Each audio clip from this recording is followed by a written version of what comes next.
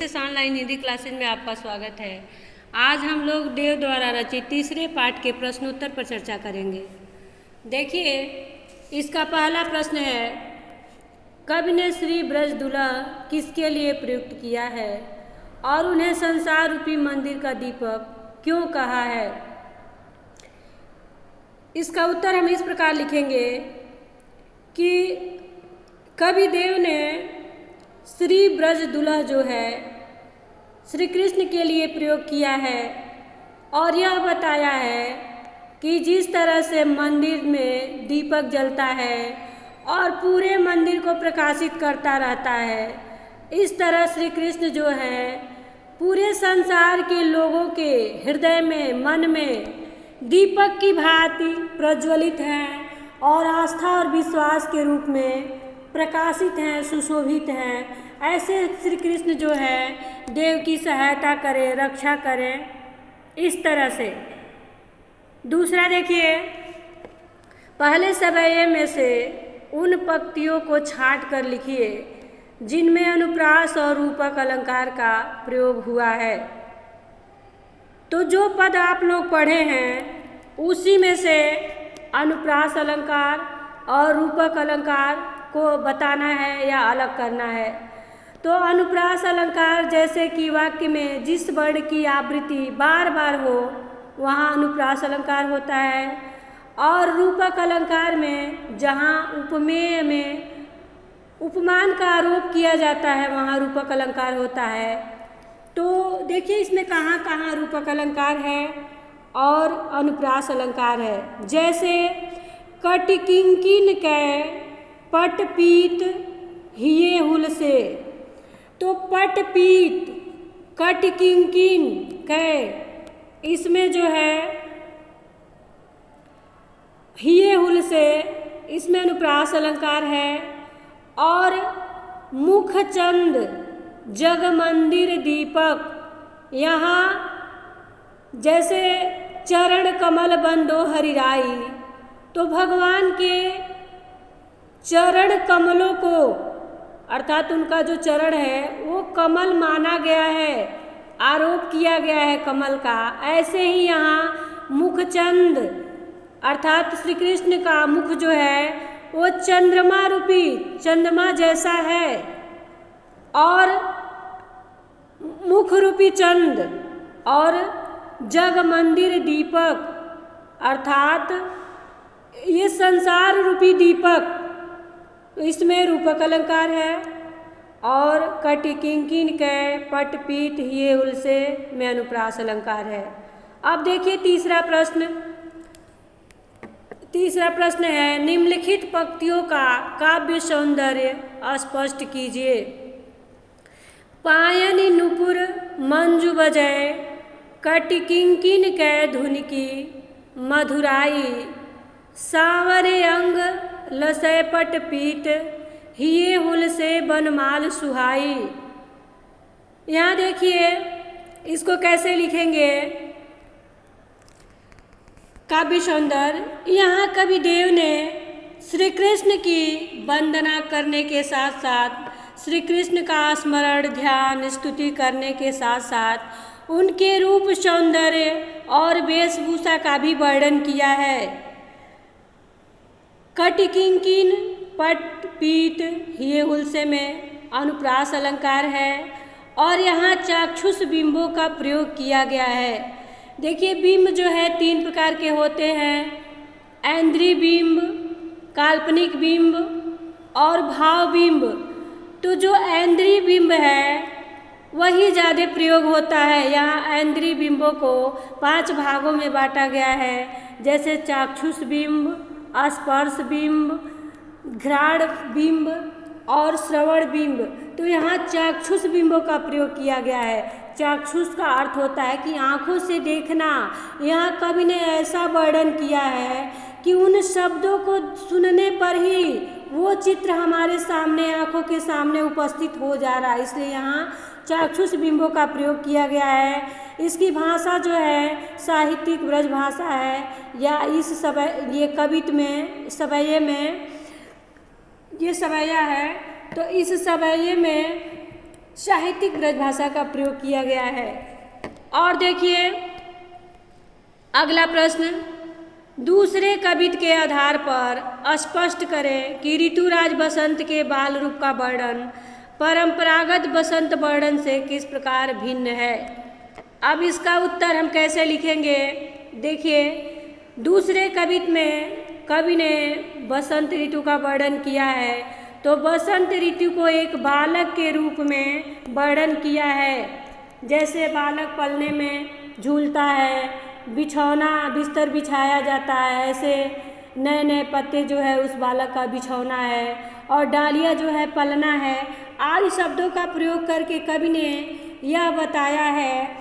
कवि का वर्णन जो है अन्य कवि से भिन्न है, क्योंकि यहाँ पत्ते, डालियाँ, पवन, मोर, तोता, कोयल, कमल की आदि अपना सानिध्य देकर बच्चों को खिला रहे हैं, बहला रहे हैं, फुसला रहे हैं।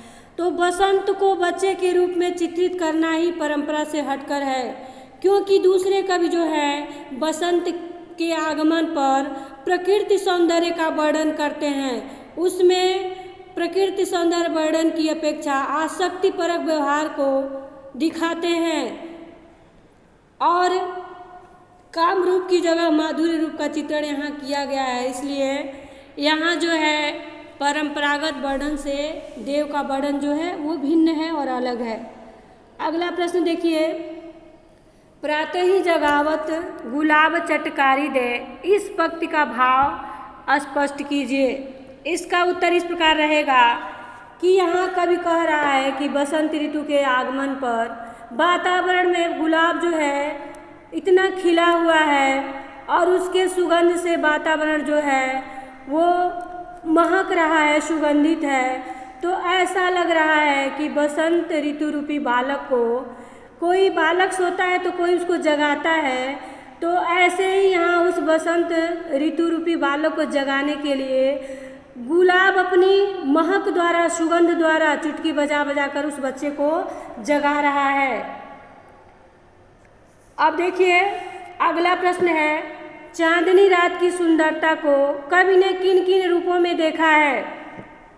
इसका उत्तर इस प्रकार लिखेंगे कि चांदनी रात की सुंदरता का वर्णन करते हुए कवि ने यह बताया है कि चांदनी रात में आकाश जो है इतना स्वच्छ होता है, इतना प्रकाशित होता है कि ऐसा लग रहा है कि आकाश में सुंदर सुधामयी स्फटिक शिलाओं का मंदिर बना हुआ है और वहाँ दही का समुद्र जो है वो उमड़ रहा है और फिर फर्श पर फैले दूध के झागों के समान लग रहा है। यहाँ आकाश का वर्णन कवि मोतियों की चमक से किया है। मोतियों की चमक में मल्लिका फूल के मकरंद से मिलने के समान अत्यधिक सुंदर, स्वच्छ और निर्मल दिखाई दे रहा है। अतः यहाँ कवि चांदनी रात का बहुत ही अद्भुत और अनुपम वर्णन किया है।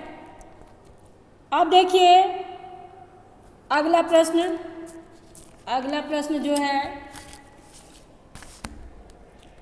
अगले प्रश्न को इस प्रकार 7वां है, प्यारी राधिका को प्रतिबिंब सो लगत चंद, इस पंक्ति का भाव स्पष्ट करते हुए बताइए कि कौन सा अलंकार है। अब देखिए इसका उत्तर हम कैसे लिखेंगे।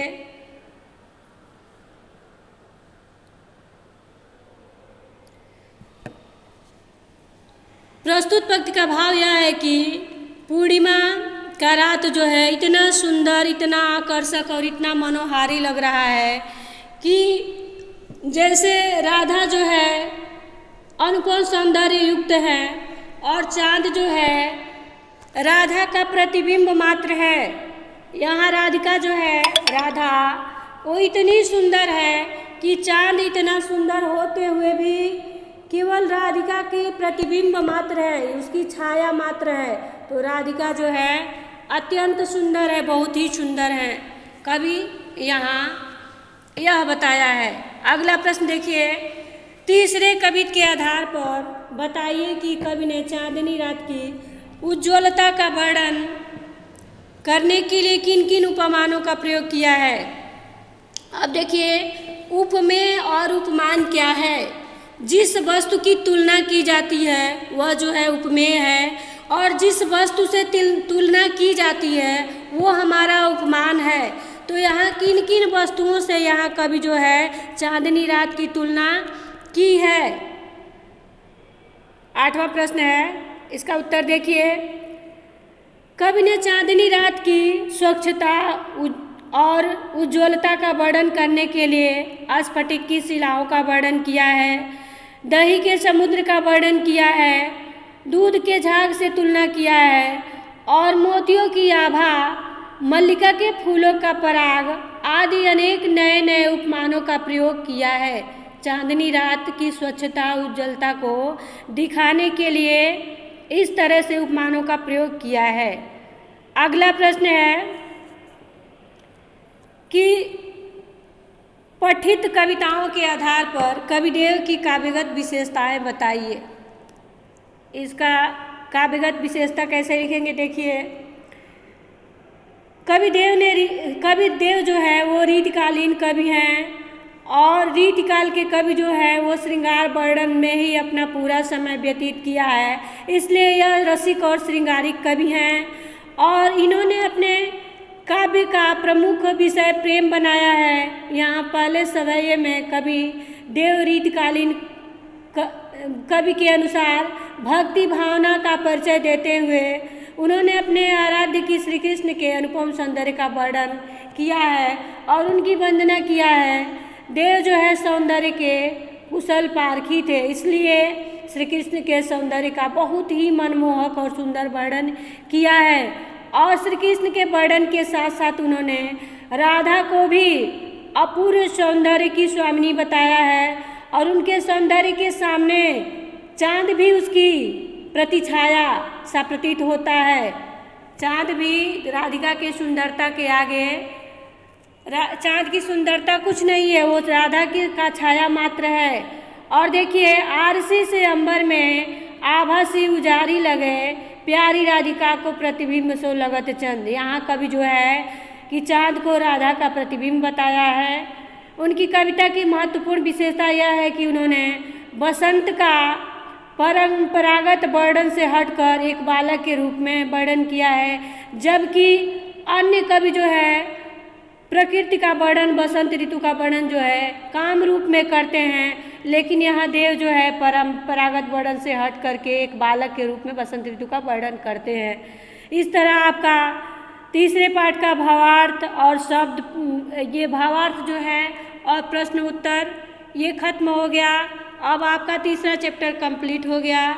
इसको पढ़िए, समझिए, जहाँ समझ में ना आए फिर से पूछिए। इसके बाद फिर हम लोग नया चैप्टर, चौथा चैप्टर जो है वो शुरू करेंगे।